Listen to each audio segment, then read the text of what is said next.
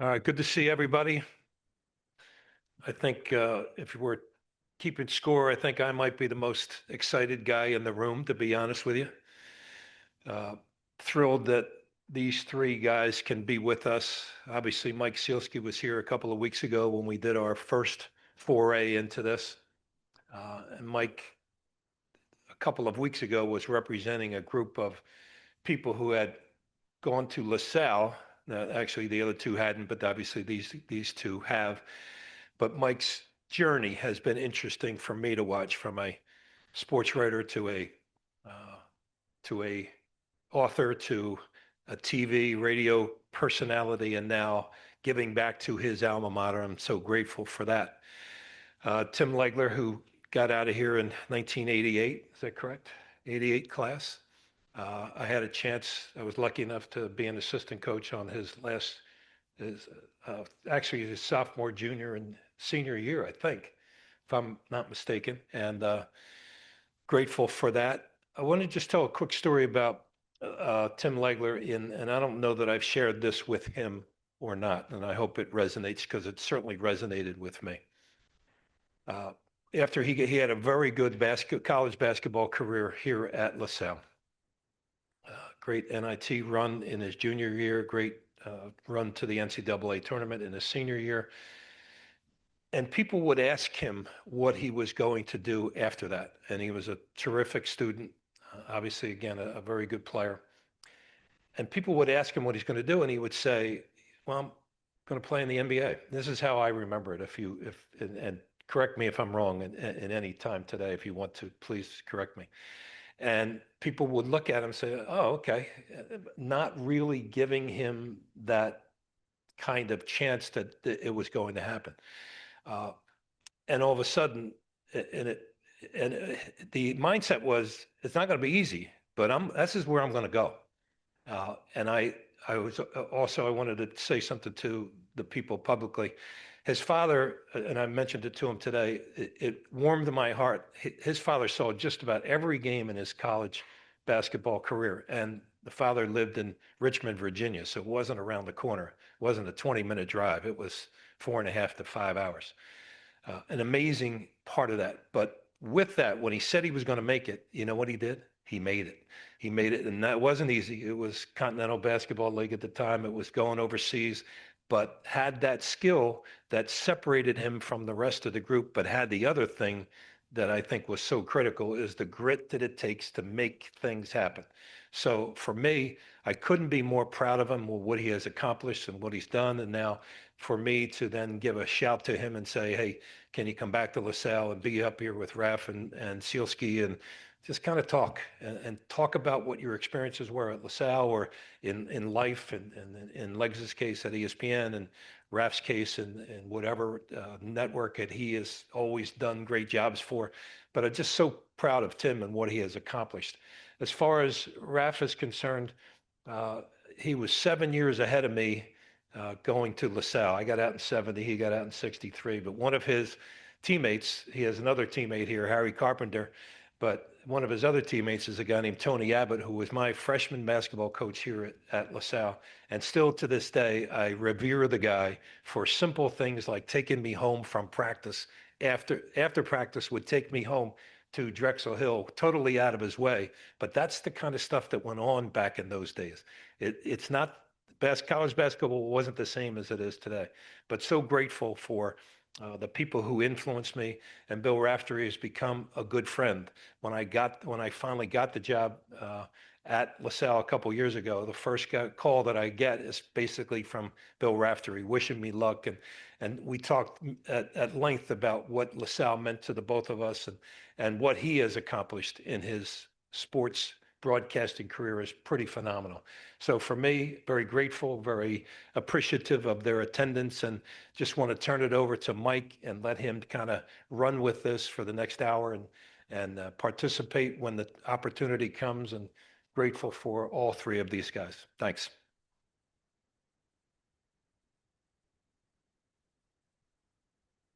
Thank you. Hello? Hello? Hello? I mean, I can shout. I'm a big enough loudmouth to do it. Does that work? Can everybody hear me okay? Hello? All right. All right, good. Thanks, Dumph, for that introduction. If I'm smart, if my LaSalle education did me any good, you won't hear much of my contributions today. I feel a little bit, for those of you who are old enough to remember this, I feel a little bit like that person in the old Sesame Street skit. One of these things is not like the others. One of these things doesn't belong. It's very much how I feel right now. I think it's, in my role as a columnist and a sports writer for the Inquirer, I have to maintain a certain level of detachment from Philadelphia sports in being able to criticize the Eagles or the Sixers when it's warranted. And that I do my best to apply that to LaSalle as well on those rare occasions when I'm writing about the basketball program of the university. But I have to say, I feel a tremendous amount of pride today because I don't think it goes too far to say that what we have before us in these two guys are the most preeminent, the preeminent analyst on the NBA in America and the preeminent analyst on college basketball in America. And they're both alumni, which is pretty cool, which is really pretty cool. And that's something that the university and its entire community, we should all be proud of. I think we could spend most of the day either running highlights of Leg's career at LaSalle and in the NBA and the three-point shootout, and we could have Jerome Lane sending it in and breaking a backboard at the University of Pittsburgh over and over again. But these two guys really have valuable things to talk about in their careers in broadcasting and in basketball. So, Legs, I want to start with you. At what point, either during your playing career or perhaps after you had finished playing, did you realize, you know, I can do this. I can break the game down for a living and do it in an accessible and entertaining way that allows me to end up on ESPN and eventually be part of the #1 telecast team at the network? Well, I think for me, and I had no intention at all of going into broadcasting. It was not something that was on my radar as a player. I didn't know exactly what my post-career was going to look like. But I tore 3 ligaments in my knee when I was in Washington, so I missed an entire season. And during that time, I wasn't traveling with the team. There were some local guys, pretty well-known local broadcasters in D.C. at the time. Tony Kornheiser, Michael Wilbon, George Michael. I mean, these are like household names to a lot of people. At the time, like they were doing, Tony Kornheiser was hosting a local radio show in Washington, D.C. and writing for the Washington Post. Michael Wilbon the same. They would have me come on their show when the team was traveling. And that was the first indication I kind of felt like I like this. This is fun. They were giving me a lot of positive feedback. To this day, Tony Kornheiser says he takes all credit for my career at ESPN because he encouraged me to go into it back then. Still retired from the league a couple of years later, didn't really think about it. Got a phone call from ESPN that kind of changed the entire course of my life because at that point, I'd already gotten my MBA. I was kind of headed in that direction. I was going to go into Philly in the white collar world, and that's where I was going to go. And I got this call from ESPN. Any interest in coming up for an audition as an analyst in studio? That was 25 years ago. I'm starting my 5th season at ESPN. And that's when I really knew when I went up and auditioned, the feedback from the producers was like, we think you could be good at this. Obviously, I wasn't very good probably in the beginning at all. It takes a long time in this career, but that's really, I think, when it started, those conversations with Tony and Michael early on when I was still a player. Raft, how much of what we hear on the air when you're calling a big game, calling the Final Four, and not to do a really bad impression, but telling everyone that the defense is in man-to-man and that someone has scored with a kiss off the glass, how much of that were you saying before you started in television?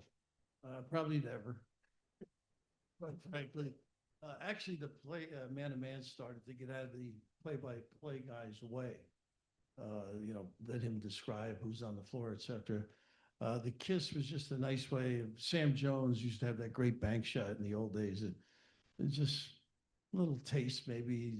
Everything's just sort of, I didn't go to Harvard. I went to LaSalle, no offense. But a lot of it just is generated from who you are, who you pal around with, what you glean out of life, kind of. The athletic supporter I couldn't say that. My mom would never talk to me. So that became lingerie, basically. Lingerie on the deck. So my mother said that was approval by my mother. But the send it in was nothing more than a reaction, to this, something we had not seen other than Darryl Dawkins in high school pulling the glass down. But to witness it and then go 45 minutes waiting for somebody to come in and put a new backboard up, where now they just roll them in because of Shaq doing it, I guess, a couple of times in his career. But a lot of it is just spontaneous. Kevin Edwards, the Nets were in one of those dismal years. There were a few good ones when we did 23 years with them, 2 finals. And it's one of those dreadful years. And Kevin Edwards made a jump shot against the Magic. And they won, which was very unusual. Maybe 1 out of 6 they'd win, 1 out of 8. It was like dreadful. 15 wins, I think it ended up. And I hollered onions. I had never said that before in my life. And that was Kevin Edwards. And of course, everybody else interprets it as something else, and I deny that. So one of my favorite phrases is the freedom of structure, meaning that you prepare yourself for your job or a task at hand so well that when the time comes to do it, you are freed by the fact that you've prepared so much. So I didn't just bring a yellow legal pad here as a convenient prop. I brought it to symbolize something with respect to Raft and certainly to Legs as well. What I'm going to read now is from a 2011 profile of Raft done by, I was working at the Wall Street Journal at the time, done by a colleague of mine at the time named Matthew Futterman. And this gives you an idea, Bill just spent a couple of minutes talking about these catchphrases that he uses and how spontaneous they are. But I think for the students here, this will be a good indication of how you get to the point where you can be that creative and free to come up with these now famous turns of phrase. So this is the preparation that, at least in 2011, I don't know if you continue to do this, that Raft used to put in before calling a game. Produced while he watches a half dozen tapes of each team he's assigned to cover. Mr. Raftery's 1-page, double-sided reports are written in capital letters and a tiny crowded scrawl. But his 60-odd team reports are also meticulously structured and filled with countless diagrams, notes on player tendencies, strategic predictions, and statistics that could only be the work of a person whose life is set to the rhythm of balls bouncing on wood. How important, Raft, is, and then to you, Tim, is preparation when you call a game? And how did you arrive at the process by which you get yourself ready to call a game? My former players wondered when they read that why I wasn't that good a coach. I wasn't that well prepared. So maybe failure does help you. I was a banker, believe it or not, after Seton Hall. At the same time, in '81, starting with ESPN on Big Monday. And I said, geez, I sort of like this after a couple of years. And, Tim can relate to this. There's guys coming out that are great players, great names, coaches, Tark's coming out. And I'm saying, if you like it, you better put your head down, mind your own business, don't covet somebody's job, and do the best job you can. So it became like I was prepping as a coach for the opponent. And it's you're so comfortable going into a game. And I'm sure the same with Tim, the comfort zone is knowing what you need and then reading the game. The game tells a different story sometimes than the prep you've had. So, but I think if you like something, you're willing to take the extra step is basically it. Well, basically, I believe it's what separates you eventually. If you want to have a long career in this industry, it's so cutthroat. They're constantly looking for the new talent, the new name, the new former player that just retired, the new coach that wants to go into it, the GM. It's going to separate you. And to Raph's point, I kind of was a little bit of a breakthrough at ESPN when I first started doing it because I wasn't a Hall of Famer. I wasn't an all-star. I was a role player in the NBA. I was proud of the career I had, but I was a role player, known as a shooter. And at that time, it was like, if you didn't have a big name, if you weren't a perennial all-star, if you weren't a Hall of Famer, it was hard to get those gigs. So they brought me up. They took a chance on me. But then I realized basically what the job comes down to is the three things that you better be able to do if you want to stick around. And there's nothing more important than preparation. That's going to go at the very top of the list. You have to flat out outwork other people to understand what you're about to do so that everything becomes second nature to you. You're not caught off guard by anything. So it's preparation. Recognition is the next one, which is you can be as prepared as you want. If you don't recognize something in that game that's going to be different than what somebody else is going to recognize, and some attention to detail that you think is really important in this game that the average fan might not know and didn't see, and now you make it that much more interesting to them because you recognized the angle of that cut, the timing of a ball reversal, something that you catch out of the corner of your eye when everybody's watching the action on the strong side. You saw something on the weak side that's really important. And it makes people at home just more interested in the game, makes them smarter watching the game. So it's preparation, recognition, and then the last one is articulation. Then you've got to be able to convey it. You got to be able to present it in a way that's understandable, where you're not talking over people's heads with terminology or too many numbers.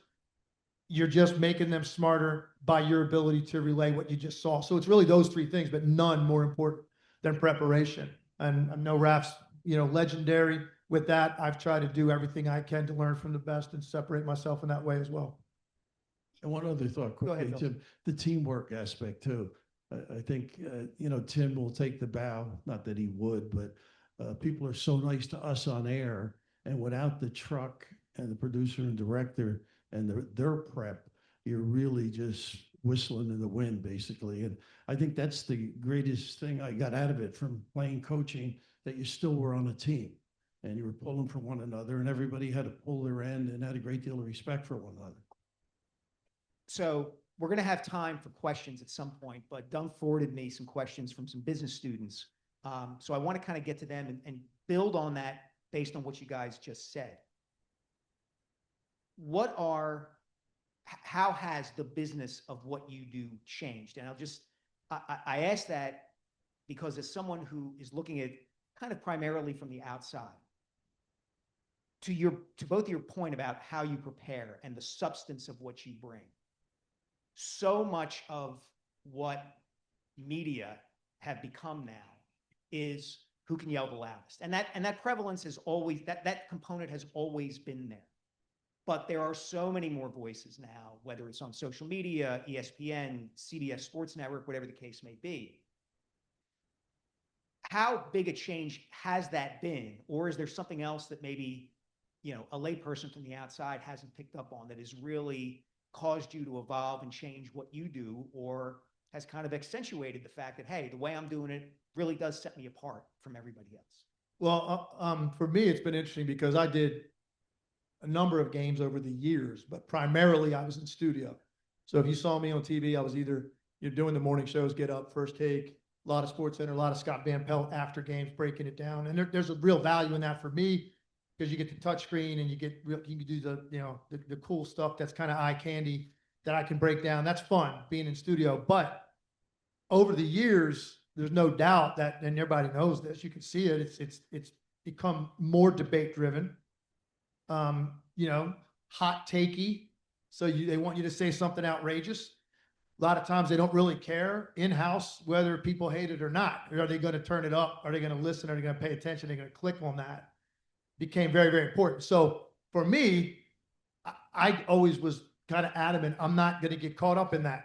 I want to get on the studio stuff, and I'm going to avoid that. I'm going to say what I think. I've never said a word at ESPN ever that I was influenced to say. It's always my opinion, my thought process, but I was able to stay in my lane. I have a particular memory of you being on one of those shows discussing a Golden State Warriors San Antonio Spurs game with someone who shall remain nameless, but his initials are Skip Bayless, about a foul committed on, I think, Kawhi Leonard. It might have been Manu Ginobili. That's it. Yes. And not like I remember it or anything. no, Right? not at all. Not at all. But I do want to ask you about that. When you guys, and Bill, if you've encountered situations like this as well, I'd be curious. When you clearly encounter someone in a situation who doesn't know what you know, how do you handle that? You played, you coached, you played. I didn't. I wouldn't presume to know more than you guys do, but as you said, Tim, that's not the game now. So how do you handle that? You don't embarrass anybody. You take it in a different direction. I don't listen to any of the news reports or the stuff. You're better off for it. I don't have any of the computer stuff, and I've never cared what they said. In terms of what I was doing, there were enough people telling me or helping me in the early days, pushing me in the right direction, you know, whether it's the head of the company or the lead producer or the game producer, those kind of things. But it's hard. I remember early on where I worked with a gentleman who was very talented, well-known, and really never stopped talking. And a friend of mine who was in the business had heard a couple of games, and he said that the thing to do is keep quiet and then come and then really have something good to say. You know, you don't embarrass the other guy. So that resonated for many years, you know, and now I think Tim would agree with this. The guys you work with are just extraordinary talents. They get it. They know the capabilities of the people next to them, and they make the most of this thing. I mentioned the team aspect earlier. So I think it's changed in that regard from my early 80s days where everybody was, you know, climbing on board, trying to get ahead of the game in terms of their career. I learned over the years at ESPN, because obviously we have a lot of, debate-driven shows and everything. What I learned over the years was you encounter something like that. First of all, you better come in there prepared. Like you have to have not just your initial point, you're going to have 2 or 3 more, because you're definitely going to get disagreed with in a lot of these shows. What I realized was if you allow people to, they eventually are going to paint themselves into a corner that they can't get out of, and they're going to be defending an indefensible position if you just let them kind of keep going. I've been on segments before where you start talking and say there's a, maybe there's a round table and you're starting to talk, you got asked the question and I'm answering the person who asked the question. But over here, I can see wild gesticulation because they can't wait to refute what I'm saying. And it's like, sometimes you're like, I haven't even gotten to my point yet. And they're already like, can't wait to like disagree. So yes, it's part of the culture. It's part of what we do. And I think the more prepared you are, again, as long as you come there with your point of view and you're ready to have facts to back it up and your perspective, you articulate it well, you can live with it.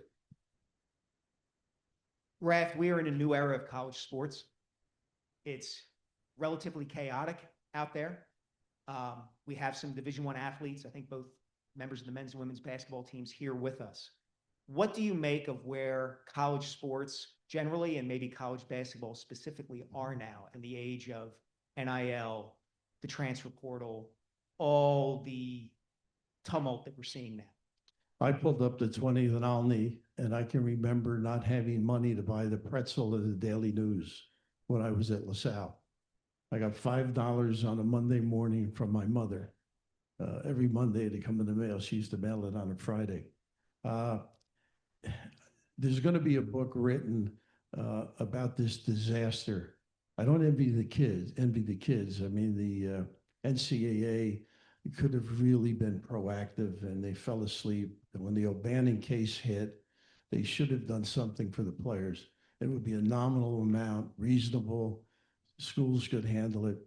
The book is going to tell the stories that of the kids who fall through the cracks. There's so many already that got a pretty good paycheck. One kid got $500,000. He's out of school, went to 3 different schools. He's on the street. He can't play. He's not good enough to play in Europe. He's not good enough to play in the G League. There's going to be numerous people now that are 4 different schools, no degree, and no envelope, the 1st and the 15th. That's the disaster in it. And I think the rules were made for NBA players, kids with that potential, not for the student athlete. I mean, but I can't blame the youngsters for wanting more. They don't visit schools. They do it off a computer. The bottom line, either the dad or the agent says, how much? If you give them $50 more, I'm in. So I had lunch about 3 weeks ago with 3 of our kids from the 70s. Len Mosley was the number one pick for the Sixers back then, that 27th or 8th, because they were so good in those days. And Glenn's had like a little struggle in life, but now he's doing great because he went to Seton Hall. He's working for a Seton Hall guy. And the other two kids, one was an administrator, one was in the car business. And like Seton Hall made sure that these kids got a degree, despite some of them over the years. They came back and made them do it. So there's a disaster ahead for a lot of young people, but I can't fault them for this exposure to this money. I mean, it's what do you basically do? And yet there are great stories. There's a kid in Indiana who gave $100,000 back. I think the Texas, North Texas, the Mean Green, whatever they are, gave the money back to thank them. There were kids that are doing stuff back on their native. The kid here in Philly, I think, has done stuff for people in Bahamas, maybe, the Baylor kid. So, I mean, there's a lot of good things being done, but I just wonder when they're going to run out of people that are going to hand over checks to kids who maybe not degree or do some bad things. I mean, there's a lot of disasters in this. So, but it is what it is. And if you want to be a coach in this era, you got to make sure you got people supporting you or you can't survive. Legs, I'd love your perspective on this. I imagine all you got from LaSalle was like, free meals at North Dining back in the day. I got an Explorer's Den cheesesteak on my visit. I remember I got on one of my 5 official visits I took. I won't say the program. I got a pair of sneakers. I was terrified to wear them in public because I was terrified, I was going to get in that much trouble from that. So obviously times have changed. Hey, God bless the athletes for getting it. I know what that's done to coaching, how difficult it must be in this world, not only the NIL, but the transfer portal. When I played at LaSalle, I mean, we had probably 1 or 2 transfers in 4 years. I remember we had one, Marvin Woods came in from DePaul. Back then, if a kid said he transferred in, everybody in the locker was like, oh my God, what did he do? It was unfathomable that somebody transferred, right? Because the right repercussions were sit out a year. And like when you want to play, it was like inconceivable. I'm not sitting. So some guys would ride it out in a situation they didn't love because they didn't want to move and then have to sit out a year. So it's difficult for coaching. It's difficult for alumni. It's difficult for fans of the schools. It's difficult because you really kind of reinvent your team year after year. And I played with, the same core group all 4 years, with the addition of a few freshmen each year. And then we stayed together and stayed the course. And you build things that way as a program. You build up to something. We were 500 as a freshman. We're undefeated in the conference when I was a senior. And we went to the NCAA tournament. That took a process of guys staying together, and it's harder to build that now. So I have a lot of empathy for coaching staffs, for alumni, for boards, for donors, for boosters, for fans. It's great for the players. If they're able to put some money in their pocket, good for them. It's difficult for college basketball in the landscape. It is. It's harder. It's harder to be a fan of it when there's so much change. To add on that for a moment, there's a couple of coaches that have a merit system. And, you stay sophomore year, junior year, there's a merit built in. And it's before anybody's recruited, they explain it. And somebody that's really talented does get a lot of money, but everybody is brought along the longer you stay, which I think is at least ensuring some stability in your program. And also, give some incentive to stay and get a degree at one university. So some guys are clever with what they're doing with it. Yeah, I personally, I think it's going to be interesting to see how certain programs try to address it. A mutual friend among the 3 of ours, who I'm sure everybody in the room knows, Adrian Wojnarowski, is now the general manager at St. Bonaventure. And he's drawing on those contacts that he, accumulated over his years covering the NBA to be able to try to leverage that for Bonaventure in the Atlantic 10. We'll see how far he can get with that. But selling the universities and the program's culture is something that they're trying to do there. Again, how successful it'll be remains to be seen. We had dinner in the summer with Woj, and I said, well, most general managers kick a lot in themselves. Wait a second, my job is to raise the money. All right, I have one more for each one of you, and then we'll open it up to questions from the audience. So each of these questions I'm going to ask were submitted by a student earlier. So Raft, for you, over all the games that you've called, whether it was for the Nets, the NCAA tournament, the Final Four, which ones, or perhaps one, stand out in your memory? And I have to say, in showing my LaSalle partisanship, if you say Chris Jenkins shot to win the national championship for Villanova, you can leave the stage. Actually, it was Syracuse, Connecticut, 6 overtime. And Sean McDonough was doing the game with Jay Billis. And at the time, Sean was thought of as a good announcer by ESPN. And after the 6 overtime, Jay and I could have gone out and had a beer and a hot dog. They recognized him for what he was. Like, he's a really brilliant, smart guy, and just very extremely talented in a lot of sports. But for us to sit through that, it was a 1:30 in the morning. I think it was over. And a writer the next day called and said, "What did you think?" I said, "Well, it's the latest I've stayed out in New York where my wife wasn't mad at me." You know? Can I add something to that specific game? He mentioned what time that game ended. That game pissed me off because I was on after. NBA Tonight, it was a show I was doing. It was the end of the night, the highlight-driven show, like a half-hour show at the end of the night of NBA games. Typically, we were on at midnight a lot of nights. That game preceded us that night. So I'm falling asleep, even though you couldn't. It was such a great game. But now we went on the air at like 1:45, 2 o'clock in the morning, exactly right, because of that game. So I also have a great memory of that game. A little different, though. That's late to be awake in Bristol. Oh, yeah, you got that right. All right. And Tim, to you, again, a question from a student. What was the hardest part about transitioning from being an NBA player to an analyst, and what skills facilitated that transition for you?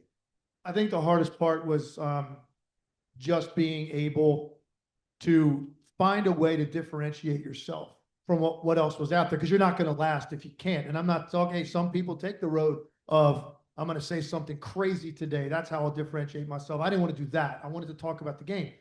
But so for me, it was pretty early realizing I had to find something in what I was watching that I found fascinating, because I always thought, even back when Fran was coaching me here, I always kind of viewed the game as a coach. I was always looking for an edge that way. I had to. That's how I was going to make it to the league. I had to see the game in that way and take every advantage of every single detail that I could. That's kind of how I started watching the game as an analyst early on. And I realized that, like, I was trying to bring something to the table when I went on the air. And back then it was mostly studio work. So this is after the game, before the game. It was going to be something I was hoping you were not going to hear anywhere else when they broke this game down. But it was very important to that game. That's what I'm always looking for. Even now when I'm calling games, which is now, I'm a full-time game analyst, which has been great. Last year was my first year doing it. This is year 2, and I'll be blessed. I'll be calling games all year with Mike Breen and Richard Jefferson and calling the NBA Finals this year. Blessed to be able to do that. But that's really, to me, what the essence of this job is. Find something that nobody else will pick up on when you watch a highlight show later tonight that you can educate in real time. And that's, to me, the biggest challenge. Yeah, and I think that's something that applies to any profession, anywhere. Find the thing that you can do that maybe few people, if anyone, can do as well as you do. With that, I would like to open it up to questions from the audience. Please throw your hand up. I'll point to you. Beth will get to you with a microphone. So fire away. Harry, stay awake, please. We got another half to go. No taunting the audience, Raph. Come on.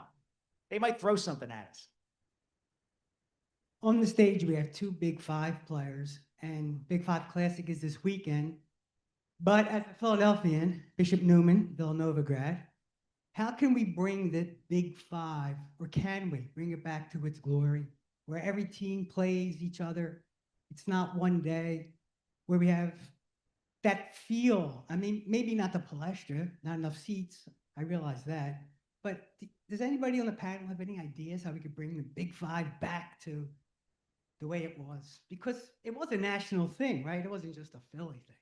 Well, I don't know how we get it back. Fran might be the best person to answer that. Here's what I will tell you, and this is true. I was a kid from Richmond, Virginia, that had never stepped foot in Philadelphia. and I started getting recruited by the LaSalle coaching staff, starting with five-star camp, Pittsburgh. Back then, AAU wasn't really a thing. So you had to already become a great high school player first, then get invited to five-star camp. All of the coaches in the country were there, have a good week, and now you're on people's radars. And that's how it began with my affiliation with LaSalle. I didn't know what the Big Five was. I didn't know about the Palestra. I had every school in the state of Virginia, all over me, UVA, VCU, Richmond, like Virginia Tech. And now here I was, a Richmond kid. And now, oh my God, he's going to get away and get away to some school in Philly. Here's what I'll tell you. What sold me was when I came on my visit, I went to a doubleheader at the Palestra. LaSalle, Villanova, Temple, St. Joe's. LaSalle, there was, amongst the four teams, by the way, there was probably at least a dozen NBA players, future NBA players. So sold out, streamers, first basket of the game. I remember LaSalle won the game in overtime. I wasn't even, it was a 20-minute intermission, whatever, between games. I wasn't even getting to the tip of the second game. My parents were with me, turned to my parents, and I said, this is the environment I want to play college basketball in. It was literally that kind of transformative for me, sitting in there and watching that and the competitiveness of it. And I'll tell you this, I came up here, we were in the Metro Atlanta Conference at the time.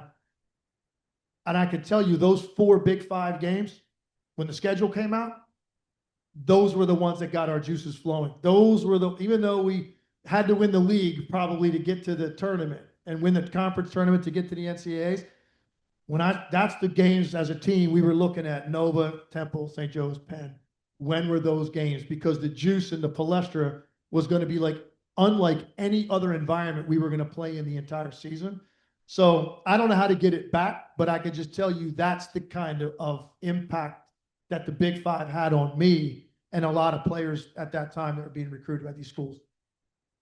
I came to St. Joe's, LaSalle, Ralph Bottavoglio, Joey Heyer, the same thing. That was my recruiting weekend, watching that game, and certainly sort of stepped up my interest. But Fran's gone, Jay's gone. I don't know if there's that attachment of the other coaches. I can't speak for them. The traditionalists, I mean, it's such a big deal for so long. And now these bye games are a problem, and also power rated games. You know, if you're one team and you lose to one that's not quite as powerful, it doesn't enhance your NCAA possibilities. So there's some negatives about it that preclude them playing. I mean, it's just the facts of life. I mean, they're trying to freeze a lot of programs and leagues out of the NCAA, and I can envision down maybe 2 or 3 conferences. They'll run their whole thing, and the networks will pay for it. I just think that's the way it is. And football's the king. It drives the bus, and everybody else has to get in the line. It's sad, but it is a fact of athletic life, you know? Yeah, and I would say it comes down to 2 words, which is why I'm not particularly optimistic. Money, as both of these guys have mentioned. I mean, let's be very frank. My colleague, Jeff Nyberg, I don't know how many of you read Inquirer.com or saw the paper today, but he has a very good piece pointing out how much more money Villanova as a Big East program has to spend in an NIL world on its players. And demographics. The enthusiasm that Legs experienced in his first game at the Big Five came from the Catholic public and private schools in Philadelphia and in the surrounding communities, sending not just players, but their students to the local universities. I grew up on that too, going to the Palestra. I saw Tim play at the Palestra when he was at LaSalle. Look at the student body of this university now. It's from many more different places than the greater Philadelphia area. And so that tradition is going to be harder to maintain because the environment, the landscape for it isn't quite as fertile as it once was. Yeah, real quick to your point, I was the only player when I was at LaSalle. I was the only player on the team that was not from Philadelphia, outside Philly, or across the bridge in Jersey.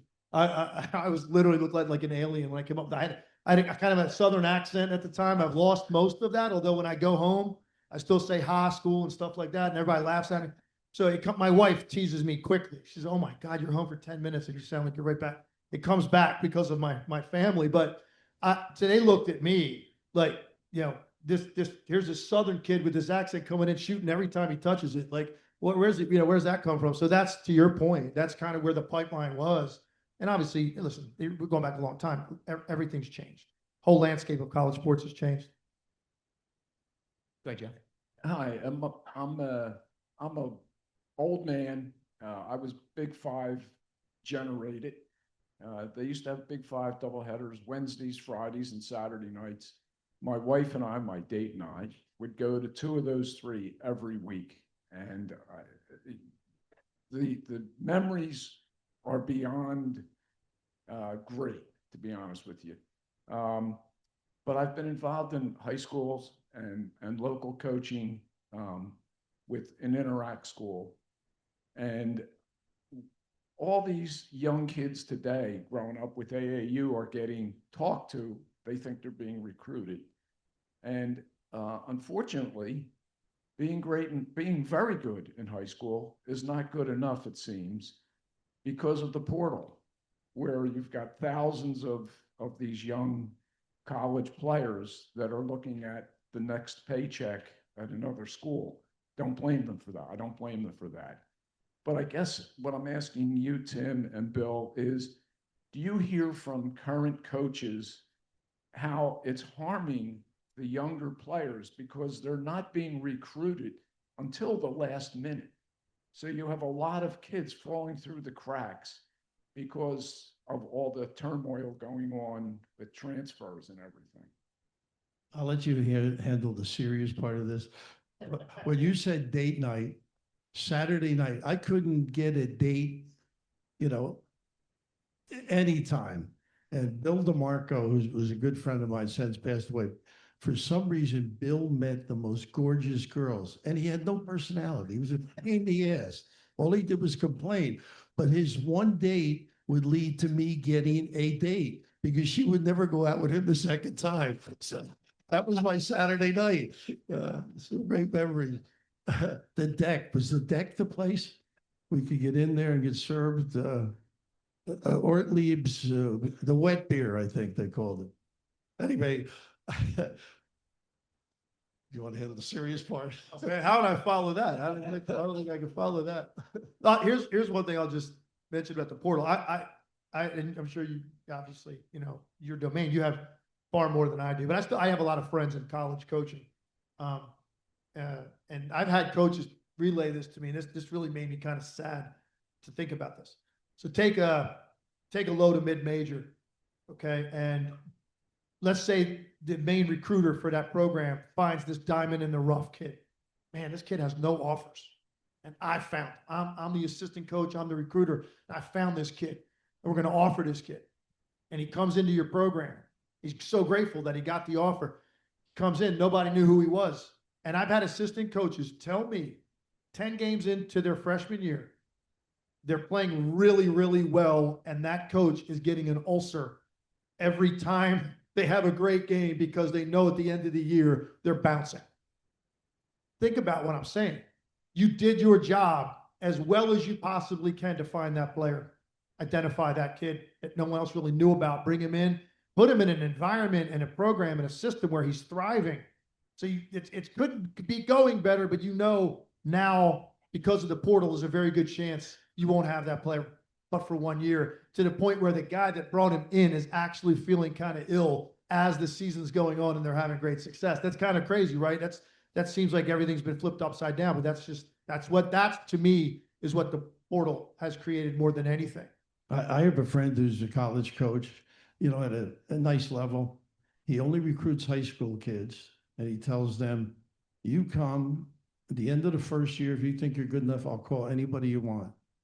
If you're not good enough, I get you 2 years. I'll call at the end of 2 years, and it's working for him because the big guys want older people. I might even come back myself to be older, but at that kind of money, geez. There you go. I'm going to get Jeff there, Ben. Great information. Love the talk. So the question is for all 3 of you, given that we're at La Salle. Who was your favorite professor, and what did he or she impart on you that made you successful in your career? Brother Anthony, he played golf with us. You know, I wouldn't call myself a serious student, but the professors here were so involved when I was here. They made Hugo Danini was the history teacher, and he could tell you who had an affair during the Roman Empire with whom. And it was exciting. You know, I'd never heard of that stuff from a history teacher, but he would jump out. But Frank Kors always tells the story. His first year, he struggled. And Brother David in the hallway, David Cashin, I think, grabbed him and brought him in. He said, if you don't study, he ends up a Dean's List guy 4 years later with a great success story. But they were involved in your life, which is what I thought was, you know, for me, essential. I think when you were away from home, I was North Jersey. Tony Abbott was Chester, was my roommate.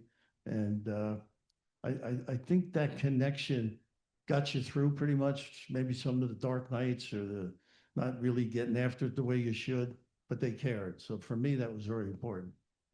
I think for me, it was a guy by the name of Arthur Schumann, taught law. And there was a mob war in Philly shortly before I came in here as a freshman. And I was always kind of fascinated with that.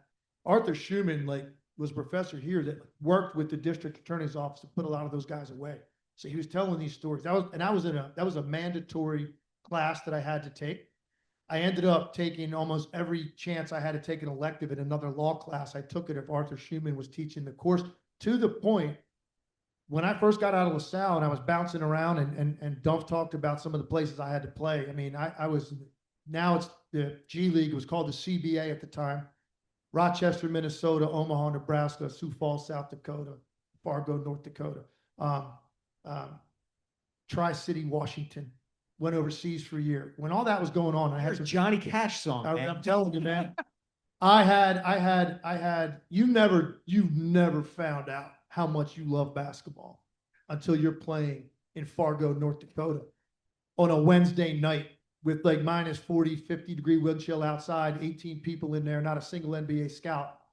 And you got to go get your 30 points to keep your average up so that they pay attention to you. Like, that's when you really dig deep and find out how much you love it. But my point was when I was bouncing and not sure if this was ever going to happen for me, because I had some 10-day contracts in the NBA, I'd go back. Really frustrating time. I picked up the phone. I called Arthur Schumann. I was talking to him about getting out of basketball and going to law school. He had that kind of an impact on my life, and that's probably the direction I would have taken if I made that decision. But I went overseas, and the reason that changed everything for me, because I was broke. And I went overseas for about 4 months, and I got some money in my bank account. It bought me one more year, I told myself. That bought me time to go try one more year, and that's the year I had my big breakthrough, and I played 10 years in the NBA. But I was on the verge of going to law school because of Arthur Schumann. So I'm the only one of the three panelists, I think, who has a former professor of his here today. So if I don't say Brother Jerry Molyneux, he will run me down with his scooter after this event. But Brother Jerry, Brother Gabe Fagan in the English department, Lynn Texter, and any number of professors in the communication department. I look back, Jeff, very, very fondly and with much, much gratitude at my 4 years at La Salle. I don't know that I had a professor who I would say, nope, wouldn't want to take them again. So very lucky. How many students are here, by the way? But yeah, your how hand up many for are a here? student. Okay. My senior year, we were in the NIT. It was a short visit. I did something very terrible at the game, took a bad shot. But Bob Wolf came down here, who was the announcer. And Duty Moore said to me, I want you to take him to dinner. So after dinner and the next day at practice, he was going back to New York. It was on CBS on Saturday afternoon. And he said, I don't know what you're going to do with your life, but if you stop playing or you coach, you should think about my business. So I coached for 12 years, 11 years. The 12th year I left Seton Hall and 5 at a smaller school. And that kernel stayed in my head, having met that man that someday maybe that's something I could look forward to. And then Dave Gavitt became commissioner of the Big East, and he watched a couple of our games, and he said, you know, I've watched you coach, you should try television. And so that's how I ended up doing TV basically on Big Monday. But my point is, meet as many people as you can, and don't be afraid to ask or solicit questions. Be industrious. If you like something, we talked about preparation, whether it's just doing things personally that you don't show anybody or doing some things for your local TV, get out and do it. I mean, it's reps are the biggest thing. I think that's one thing. The more you do things, the more comfortable you are and the better you work with your teammates. So that's something that La Salle gave me, meeting Bob Wolf and getting an opportunity down the road when, you know, you couldn't do the things you loved as a kid. Any other questions? Yeah, Anthony, go ahead. How you doing? My name is Anthony Gilbert. I live in the neighborhood. I went to Temple University. I'm a journalist, friend of Mike. So thank you for having this event. Coach Dunphy mentioned it when he was introducing everyone, but Mr. Legler, you touched on it, talking about like your journey from the collegiate ranks into, you know, the professional ranks. Can you expand a little bit more about like what you learned from not succeeding and not getting to the NBA, and like how you were able to persevere through failure and what you learned? And then you got that shot, you know, which eventually led to your 10-year career. I think it's the greatest period of self-discovery and growth I had as a human being, as a man, was during that time. Culminating with, I was in Minnesota Timberwolves training camp, and I had a situation where if I was on the roster opening day, my contract was guaranteed for the entire season. At this point, I'm out of La Salle a year, and go to training camp and absolutely outplayed everybody I needed to outplay. I remember even the last preseason game, I had 16 points in a preseason game against the Bucks. We're on the plane, we're headed back to Minnesota, sitting next to Scott Brooks, who a lot of you might know, coached the Oklahoma City Thunder for a long time, the Wizards, played in the NBA, played for the Sixers for a while. Scott was on that team. We were sitting on the plane. He's like, you did it, man. You pulled it off. You're in. You're 100%. You're in. Get back to the hotel. I'm in the room. I'm on the phone with my parents saying, I think I might have done this. It's 11 o'clock at night. I have to be on the roster at midnight. And I got a knock on my door about 15 minutes after I got off the phone with my parents. I looked through the peephole, hoping I wasn't going to see the head coach, and I did. That he's either here to tell me I made it or I didn't. And I didn't. And I earned it, and I didn't get it. And I went to a diner, and I sat in a diner until about 4 o'clock in the morning. And I was really questioning if this was ever going to happen, because I felt like I deserved it and didn't get it. There were other times I didn't. I wasn't ready when I came out of La Salle. I knew that. This situation, I did earn it. So during that period of time, in the next year or two, is when I realized what I had to do was just keep showing up every day, outworking people. But most importantly, I had to get to a place where a coach would value me for all of the things I did well and viewed my weaknesses as something he could protect me from. That's what great coaches do. And I finally found that. And that's what it took for me. And my thing was just, I was not going to be denied. I loved the game too much, ultimately. I loved competition. I loved the sport. I was not going to be denied, even though there were times I really questioned if it would ever happen for me. I want to put that in perspective, though, Tim. At your best, okay, or even at that period of your career, if I put you in a gym with 100 basketballs and told you to shoot 100 3-point shots, how many could you make? What line? College or pro? Do college first, just because we're among. Well, all right. True story. I'm 50. I'll be 59 in a couple weeks. On my 50th birthday, I woke up. My wife, 2 children, both of whom played college basketball. And they said, what do you want to do today on your 50th birthday? I said, I want to go to the gym, and I want to see how long it's going to take me, how many shots it's going to take me to make 53s. College line. Now, 10 years prior to that, I could run around and talk. I'd go do 45-minute shooting demonstrations. I'd be talking the entire time with a mic on me and never even get winded. Now I'm like, no. I'm going to be in one place right here, top of the key. You're going to rebound for me. And I want this on videotape.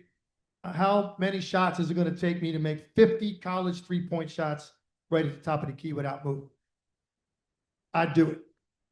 First try, I say first try, I'll get to that in a second. I was 50 for 54 from the college three-point line, straight on. I get done, I'm kind of winded, and I turn, and my wife did not hit the record button. Did you not?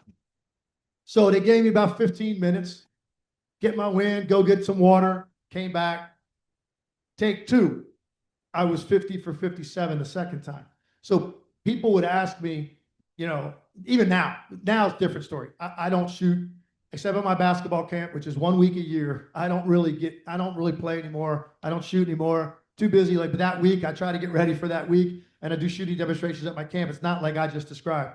But so I would be disappointed. At the height of my career, if you gave me 100 NBA three-point shots when I was in the league and at my best, I would be very, very, very, very disappointed if I didn't make at least 80% of those. The reason I asked that who would question, win, go ahead, Blair. I'm sorry. Herb McGee versus you. Who would win? Yeah. Depends who you At ask. the prime. If you ask Herb, it would be Herb would say Herb, yeah. If you ask Herb, it would be Herb. I get this question all the time about if you shot against, and they'll list the great shooters historically in NBA history and everything. I'm just telling you right now, when it comes to shooting, at least, you're not going to find too many guys that think they can really shoot that are ever going to submit to another shooter. You're just not. You just have to believe as part of what goes into being a great shooter. So we all think it, but ultimately we all know there's only one at the top of the very top of the list that's universally recognized, right? And that's how you know you're great, when you are universally recognized as being the greatest in the world, the greatest that's ever lived is shooting a basketball like Steph Curry is. Yeah, and the reason I asked that question is to give people an indication, an idea of the level that you have to get to be that great, right? Like, I'm not sure people appreciate it until you're around it and see it firsthand. You know, you can say, you know, we watch these games on our phones and on our TVs and say, boy, this guy stinks, or, you know, why can't so-and-so do this in the game's closing moments? And you don't really have an appreciation for how incredibly gifted and talented and how hard these athletes work.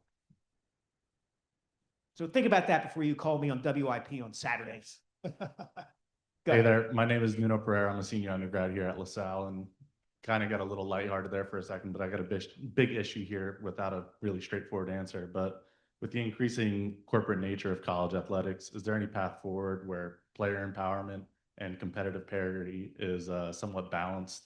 As you had said, local talent is being drained away from programs that really need it the most, and it feels like right now the rich are getting richer and everyone else is getting left behind. I'm not It's the tough ones. I go like this. I'm not getting richer. I know that. What are you driving at though? Are you saying that you don't like the way it is, or can?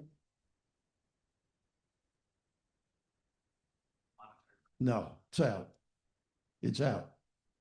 There'll be lawsuits and everything else if you start going the other way. I don't know how they put it together. Do you have confidence if the government does it? I've rest my case. So it's impossible now. I don't know how they get an agreement. You know, who's in charge? You know, the NCAA is, you know, it's so many lawsuits. It's the money they spend defending themselves. Everybody says, well, get Mike Sielski or get Fran Dunphy to run it. But nobody's going to listen to anybody if they have more money, can get away with these things or favor these things is probably a better way of saying it. But I don't know how you correct it. You know, the other thing that it sort of riles me in this whole, like presidents and chancellors of universities, right? I always say they didn't go to Harvard to be athletic directors, and that's what they are. They make the rules. So Stanford, Cal, UCLA, right? The greatest balance of money you can imagine in their coffers. They let those kids go all the way to the ACC. Nobody said anything. I mean, the academic end of this thing, they've let it out as well. I mean, they'll blame coaches and players for being greedy, but they had the hammer and nobody stepped up. I think that's and never to be ridiculed. I find it really interesting where they can attack athletics at over any little incident, and yet they vote, not an AD, not a coach votes. And nobody has stood up. And unfortunately, at my age, I'm not about to. I like what I'm doing. I want to survive. We have time for one more question. Yes, sir. Now, why don't you talk about your expose of the late Michael Brooks about 10 years? Oh, gosh. Thank you for mentioning that. So, for those of you who aren't familiar with the history of LaSalle basketball, Michael Brooks was probably one of the 5 best players, I think it's fair to say, in program history. He was the National Player of the Year in 1979, 1980. He would have been the captain of the 1980 U.S. Olympic team. He was actually, in the run-up to the 1980 Olympics, the best player on that team. They played in the Pan Am Games in 1979. The head coach of that team was Bob Knight, and Michael averaged about 13 points a game. Of course, the 1980 Olympics the U.S. ended up boycotting those games because they were going to be played in Moscow. And Knight actually said that Michael Brooks was one of the 5 best players he ever coached. And a few years after he graduated from LaSalle and had played in the NBA and suffered some injuries, Michael disappeared. Kind of nobody knew where he had gone off to. And as it turned out, he had been living in Switzerland for many, many years and kind of had cut himself off from the university, from certain members of his family. He had a son who he had never met in person. And then Michael, tragically, he had a blood disorder, and he died in 2016, and at the age of 58, very young man. And I actually had tracked him down and then did a very extensive dive into his life and his relationship with his son and what happened to him. And it's a very poignant, kind of sad story about somebody who should have gotten a lot more recognition for being the incredible basketball player that he was, and because of some bad luck and some misfortune, ended up kind of a mystery most of his life. Thank you, Dunph. Thank you, Tim. Thank you, Raftery. Thank you, everybody, for coming. This was great. Just one last thing, just to thank all 3 of these guys. I was proud of LaSalle 60 years ago when they gave me a chance to come here. I'm even more proud today. One last thing about Michael Brooks. I coached a lot of guys in my lifetime. No one played harder without thinking about playing. He never thought about it. He just played hard. He thought every rebound was supposed to be his. Amazing character of a basketball player, and very proud of him as well. And so, but proud of you 3. Thank you so much for being here. You're going to say something Just else? one last thing. People don't even know that. I don't know if you even know this. During that part of my journey, I was talking about when I got out of LaSalle, I went to France. I went mid-season. I was replacing an NBA player, Kelly Tripucka, who was playing on this team in France. And he got hurt. They brought me over to replace him. There was one other American on the team. I did not know who the other American player was. No one told me. I get over there and land. I go right from the airport to practice. I walk in the gym. Who's my other teammate? Michael Brooks. Michael Brooks was playing in Limoges, France. We were the best team in the country. And Michael was, I'm not even sure exactly how old he was, mid to upper 30s at that point. He had a terrible knee injury in the NBA that shortened his career. He took some time off, recuperated. Now here he was back in Europe. The reason I bring it up, Dunph, he was mid to late 30s. He was the most highly conditioned athlete in the gym. He still ran like a deer, and he was the most dominant American player in France at that time. And I played 4 months in Limoges, France with him. So we had 2 LaSalle guys over there in France playing together. It was a good time. Well, thanks again to all of you. Thanks for everybody coming today too. This is pretty special. So thank you.